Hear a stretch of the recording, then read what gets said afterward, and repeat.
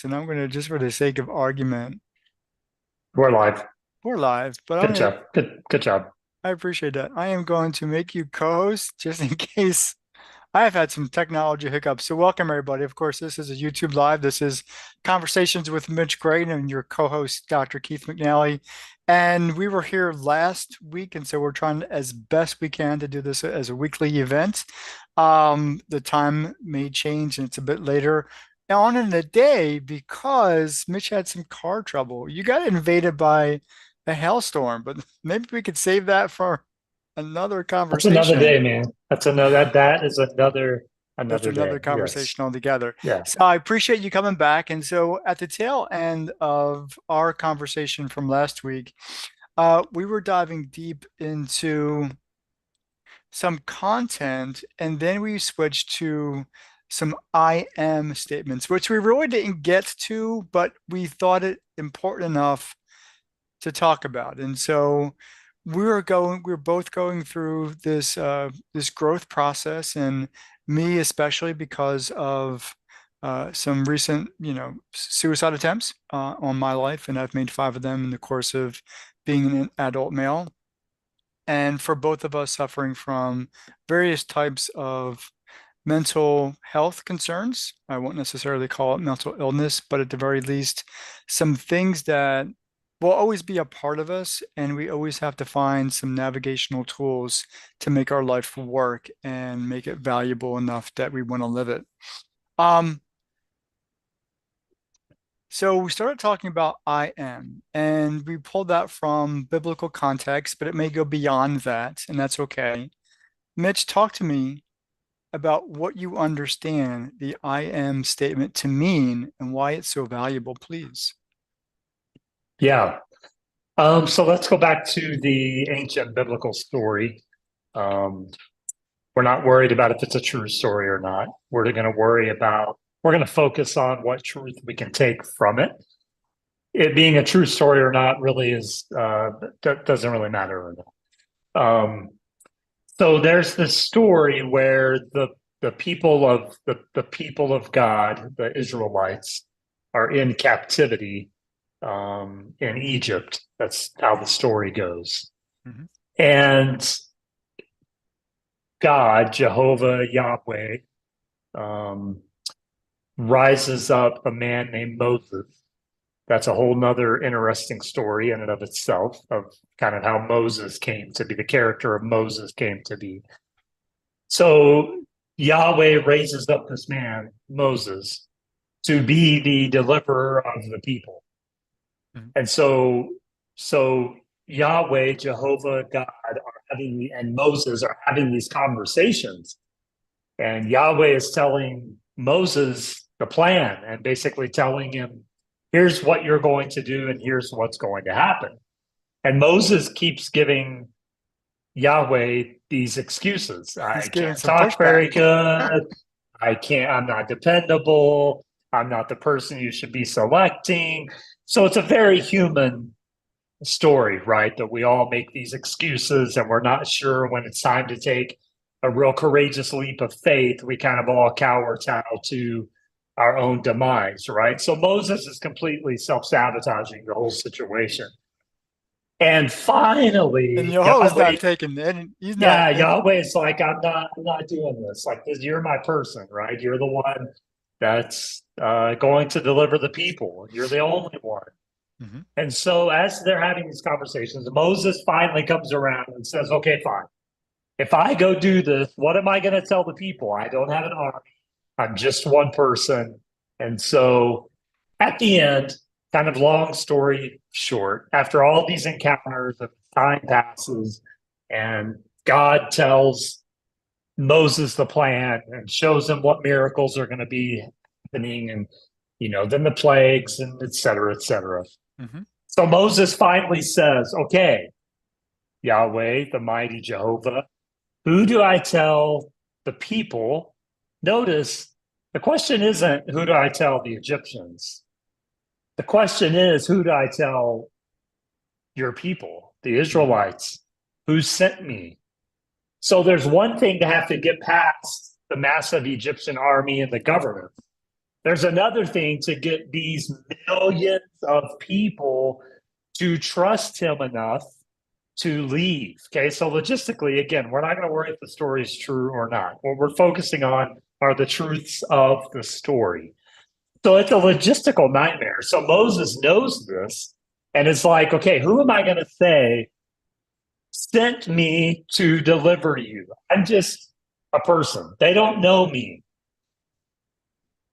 Yahweh says, you're going to tell them I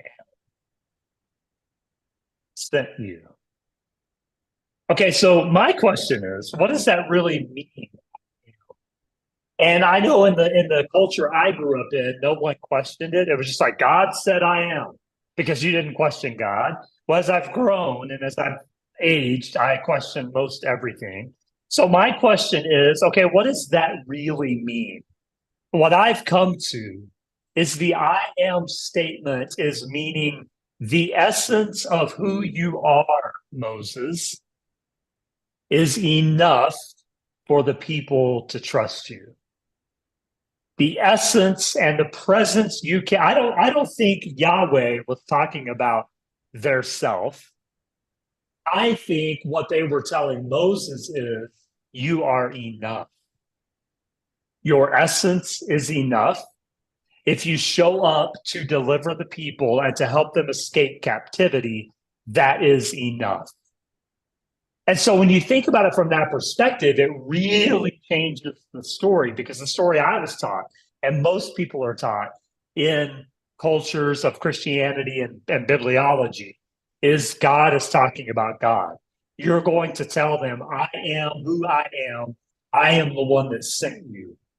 But when you look at it from a different perspective and you change the narrative a little bit and you go, God said, I am who I am. But Moses is supposed to say, I am who I am. And so that's led me to the conclusion that what God is really telling Moses is, you are who you are, and that is enough. Nothing more, nothing less. I've given you everything you need. You are equipped with everything you need. Everything you need is living within you, Moses. My presence is with you, Moses, because I live within you. You are me and I am you. If we're going to continue the story of the old creation that is made in the likeness of the divine, I am the divine and the divine is me. So, Moses, you can show up and say, I am who I am, and that is enough. And when you look at it and tweak the narrative just a little bit and go, okay, what are the perspectives that's going on here? The elements of communication, what's happening here? God didn't tell Moses, you tell them God sent you. He said, you tell them I sent you. So Moses has to show up and go, I am. I'm here. Hello.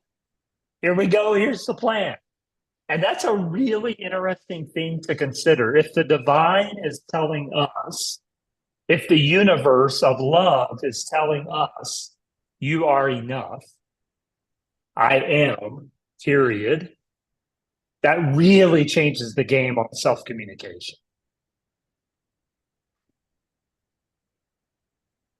I have to stop and ponder to consider my Please words do. as we go forward. Only Please do. because I am writing my second book.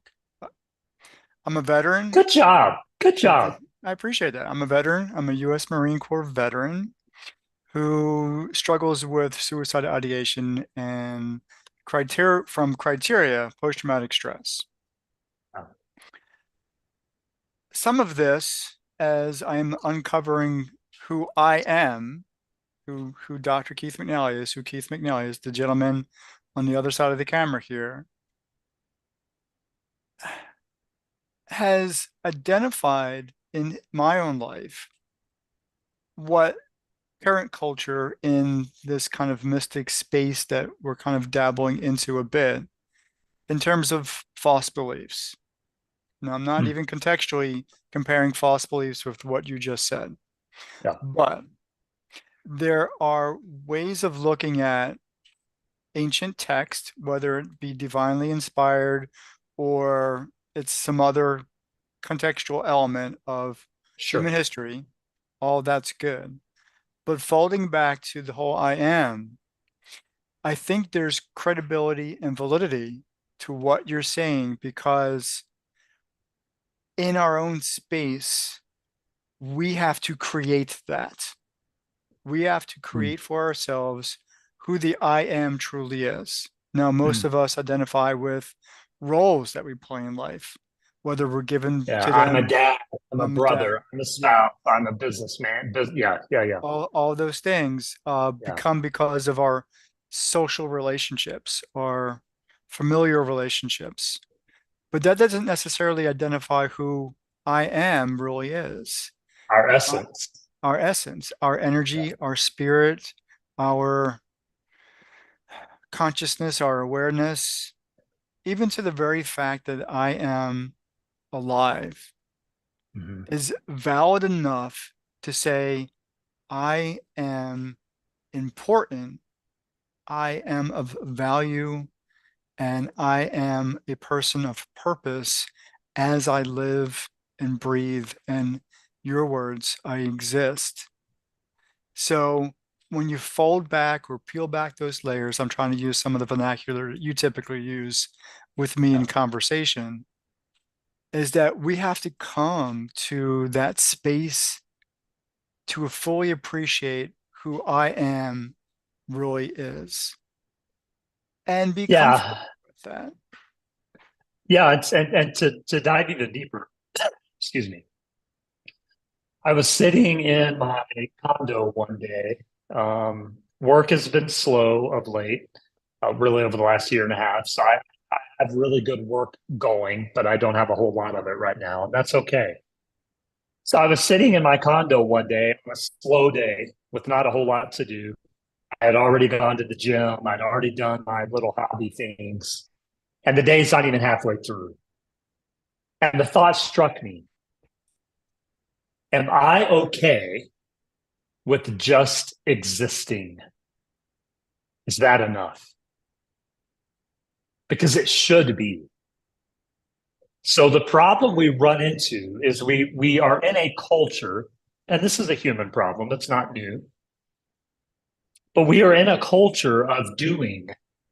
And so if we're not constantly busy or constantly doing or constantly falling into the identifications that you marked, I'm a dad, I'm a spouse, I'm a partner, I'm a business person, I'm an entrepreneur, I'm a speaker, I'm a writer, I am a whatever, rather than just saying I am, period, and being good with living in essence and doing little to nothing, that is living a really fulfilled life. What we've done is we've set these unrealistic expectations that we have to be constantly doing, constantly making money, constantly in action when nature itself teaches us that there are seasons. There are seasons of hibernation, there are seasons of life, there are seasons of death, there are seasons of sadness, there are seasons of joy, there are seasons of sorrow. And these seasons are all a function of our relationship with ourselves, with others, with nature, with the divine. And so to ask the question, am I okay? Am I perfectly satisfied with just existing? Because for me, when we talk about mental health, and that's kind of what our conversations are about, one of the launching points of negative mental emotional health is we are not content with just existing. Mhm. We arrive at the point of wanting to die or to suffer because we've not met the expectations that we've either imposed on ourselves or we've allowed others to impose on us. But when we remove all of the expectations, and in the old Buddhist phrase, we find enlightenment through chopping wood and carrying water, through the mundane of life existence. When we actually find value in just our sheer existence, and we find that to be holy and sacred and divine, and we can truly say, I am, period, that is a really new way of living. And when we talk about mental emotional health, it begins to strip away the negativity and it begins to strip away the power of everything outside of us, which we cannot control. All we can control is our internal and how we respond to outside of us, but we can't control really what happens to us.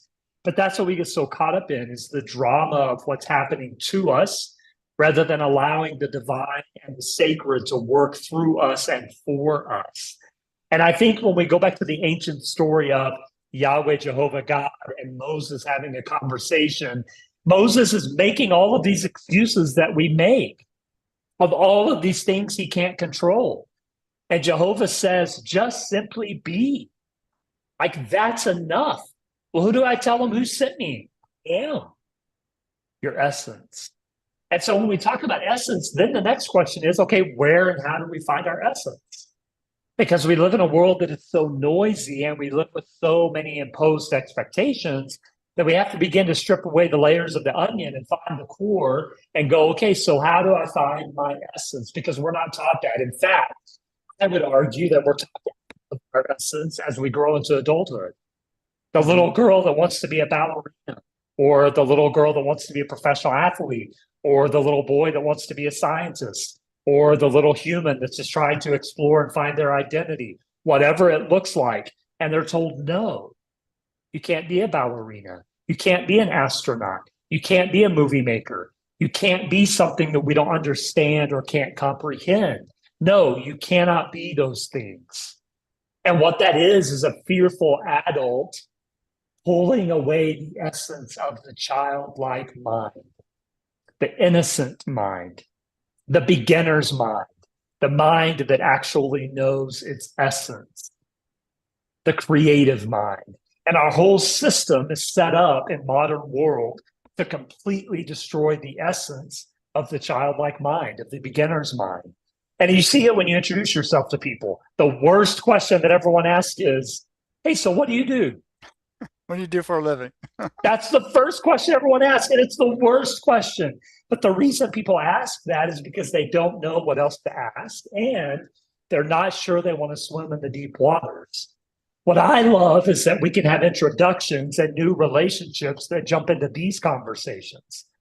That's what would make me happy. It's like, well, who are you really? That's a great question. What are you passionate about? That's a great question. Tell me about your essence and energy. That's a great question.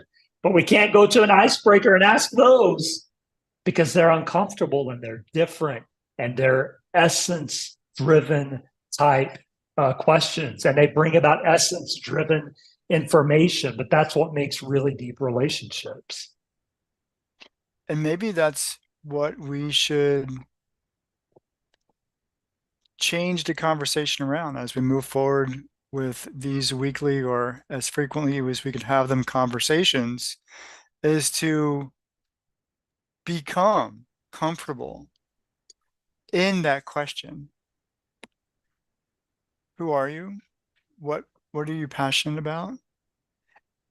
One, to practice, two, to model, and three, to create this normality around the idea of I am, that your existence is sufficient, is valuable, and extremely important. If we go on the mental health side of things, you know, Yeah. I wake up every morning, most mornings, and I go hike because we all know that I'm going to do the I am impossible thing, and that's hike the Appalachian You're doing it. Trail. You're I've doing got to it. train to Yes. do it. So I had a really good weekend. I hiked 18 miles on Saturday, and these are constant miles, so I'm not breaking. This is 6 straight hours of walking with 35 pounds on my back. And on Sunday, 17 miles. And this, as I am learning about myself in very, very unique ways, very, very, man, deep who am I in essence? I've, I'm more and more inclined to think that somewhere in my eternal being that I was an endurance athlete somewhere because Sure. nobody in their right freaking mind is going out there with a backpack and literally just enjoying the time. I mean, it does wear on my feet eventually, Yeah. but I'm in my space. I'm essentially in my space. And this is who? 5, 4, 5, 6 pushing the 7 straight miles, literally a whole workday, if you Yeah. come to think of it, most of a workday, just walking, hiking with a backpack on and saying hello, hello and hi. And didn't I just see you an hour ago? Yeah, I'm still Right. there. Yeah. So I am finding my essence. I'm finding Hmm. my I Hmm. am in the very thing that's very natural for me to do. And apparently, hiking for long distances without food or water is very natural for me to do. Not quite sure why or how, but that's my space. Well, but it's not really our business, really the timing of things in life or how things unfold. You were becoming a part of something that you never imagined you would be a part of, and it's unleashing something within you. It's unearthing something within you that is your essence. And in 5 years, it'll look totally different. And in 10 years, it'll look even more different because you'll find something else. So it's not really our business about the timing. And that's what gets really frustrating is we want things to work out in a certain time at a certain pace during a certain season. And it's almost like the universe says, yeah, but that's not your business. And I'm making that statement like it's easy. It is not easy. And it causes much suffering because we attach to the result that we want to see happen. Mhm. We attach to the timing that we want to see the result happen. And the universe is saying, but that's not your business. Your business is to show up. And that's where I go back to kind of circle back before we close out. That's where I go back to the question: am I okay with just simply existing? Because if I am, then I get to show up in this creative way that surrenders to what the universe is offering me. And it takes a lot of trust and it takes a ton of faith and it takes a ton of energy because even though I'm doing nothing physically, potentially, I'm showing up to give all of my energy. For you, you're doing something physically right now. You're showing up to walk. But again, that may change and look different over time. You don't know. But you're at least showing up so that this can lead you to as a passageway to something else because you're okay with what's taking place right now. And that's a really, really beautiful thing. I won't push back on that. I will accept it and receive it only in the fact that I've, I'm an asthmatic, Mhm. but my dream has always been to run a marathon. It's like 26.2 to Yeah. literally run a marathon. But I've always done the Moses thing. Mm-hmm. I have asthma. I'm Hmm. too slow. I Hmm. can't make the time marker. All of those things, I talked myself out of it. And so never really did train for and run a marathon. But the essence of endurance is within me. It's like a Yeah. part of my nature. It is part of who I am. I am much more comfortable with that I am statement than I have been in the past because I am much more comfortable with who I am. And that's Right. really and that's Right. really the icing on the cake. I don't know what metaphor to use here. Yeah. The essence of who I am, the essence of me becoming who I am. Here I am. And Yeah. it's been the most wonderful. The last 3 years have been crazy and gut wrenching, But suicidal. you're here. But you're here. But not only am I here, I'm Yeah. here as a much better person than I ever have been in my Right. entire life. Right. I'm in my space, and the Yeah. universe has given me my space, and I've taken it. Yeah. I like it. I like it too. Mitch Gray, I appreciate, as always, conversations with Thank Mitch you. Gray weekly with co-host Dr. Keith McNally. If you have been watching this, we'll see you next time. I hope it's next week because this is really cool. Everybody out there, we'll see you next time.